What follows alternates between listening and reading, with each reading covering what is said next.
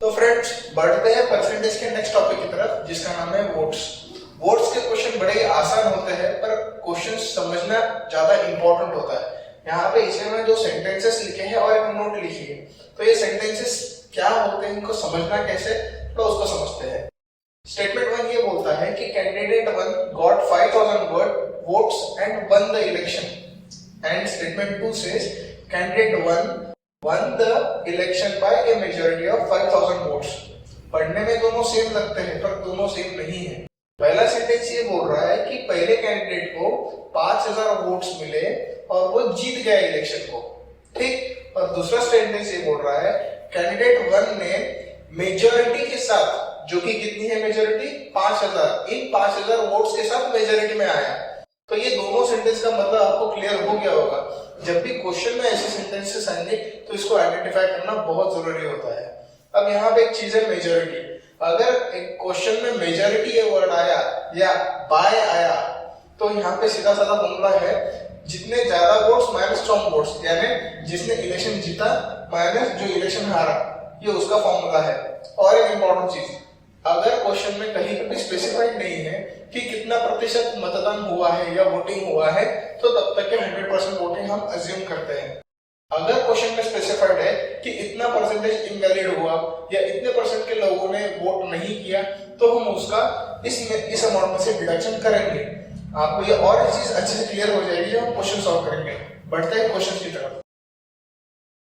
चलो बढ़ते हैं क्वेश्चन नंबर 1 की तरफ। क्वेश्चन नंबर 1 का स्टेटमेंट ये बोलता है 2 person contested an election of parliament। मतलब वहां पे 2 कंटेस्टेंट थे। पहला point, the winning candidate secured 57% of the total votes polled and won by majority of 42,000। the total number of votes polled is, तो क्वेश्चन में ये बोला है कि जो जीता उसको 57% वोट्स मिले हैं और लूजर को कितना मिला। फिर अगर आप ये सोच रहे हो कि यहाँ पे sir total number of votes कितना हुआ या टोटल परसेंटेज कितना हुआ, वही गिवन नहीं, तो लूजर का कैसा पता चलेगा। अगर आपने कॉन्सेप्ट वाला लेक्चर अच्छे से समझा होगा तो मैंने वहां पे एक बात बोली थी कि जब तक के स्पेसिफाइड ना हो 100% वोटिंग हुआ है ऐसा हमको मानना है। तो इस 100% में से क्वेश्चन नंबर 1 में 57% किसको मिला है, जो जीता है। ओके, 1 का परसेंटेज कितना था, 57%।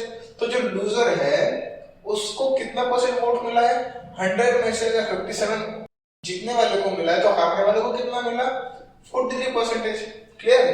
अब सेंटेंस क्या बोलता है, by a majority of. Majority of जब भी वर्ड आता है समझ लेना जीतने वाले का जितना वोट्स है माइनस हारने वाले का जितना वोट्स है, उन दोनों का डिफरेंस बताता है मेजॉरिटी। तो मेजॉरिटी यहाँ पे कितनी दी है, मेजॉरिटी जिसका फॉर्मूला क्या है 1 माइनस लॉस, कितना गिवन है 42,000। ठीक है। अब यहाँ पे मुझे विनिंग का कितना परसेंटेज है वो पता है, लूजिंग का कितना परसेंटेज है वो पता है, मतलब इसका जो भी वैल्यू आएगा that value will represent the majority. तो यहाँ पे देखिए विनिंग परसेंटेज कितना है 57 माइनस लूजिंग परसेंटेज कितना है 43 इज इक्वल टू 43,000। तो इसका डिफरेंस अगर करेंगे तो कितना आता है 14% इज इक्वल टू 42,000। ठीक है। तो अगर 14% 42,000 को रिप्रेजेंट करता है तो टोटल वोट्स कितना होगा, मतलब 100% के लिए कितना होगा, ये क्वेश्चन में पूछा है। Simple, just make the cross multiplication.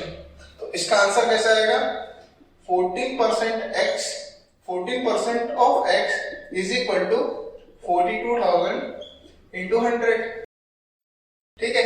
अब क्योंकि यहाँ पे 100% भी है और यहाँ पे भी परसेंट है, तो percent and percent will get cancel and x का वैल्यू कितना आएगा 42,000 into 100 डिवाइडेड बाय 14।